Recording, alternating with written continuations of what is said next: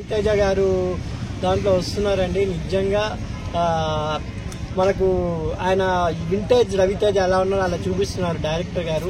మొన్న ధమాకా, మొన్న అటు చూస్తే అదేంటి క్రాక్, ఇవన్నీ కలిపి ఇలా మిషన్ తిప్పుతున్నారు. విక్రమార్కులో కూడా ఇలా తిప్పిన ప్రతిసారి రవితేజ గారు హిట్ కొట్టారు. హిట్ బొమ్మ కంపల్సరీ. ఎందుకంటే ఆ టీజర్లోనే చూపించారు ఇదంతా మందే అంటారు కదా. రవితేజ గారి స్టైల్ ఆఫ్ మేకింగ్ చాలా బాగుంటుందని నా అభిప్రాయము. డైరెక్టర్స్ కొత్త వాళ్ళ డైరెక్టర్లో ఆయన ఛాన్స్ ఇవ్వడంలో రవితేజ గారి ముందే ఇప్పుడున్న అనిల్ రావిపూడి గారు కానీ, మన హరీష్ శంకర్ కానీ, వీళ్ళంతా రవితేజ గారు బాపటే.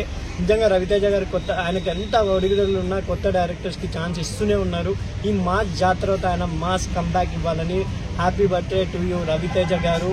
ఈ January 26 ఆయన బర్త్డే జరిగింది కాబట్టి హ్యాట్సాప్ చెప్తూ రవితేజ గారి ఈ 2025లో ఒక మంచి బ్లాక్ బస్టర్ హిట్ కొట్టాలని మనస్ఫూర్తిగా కోరుకుంటున్నామండి.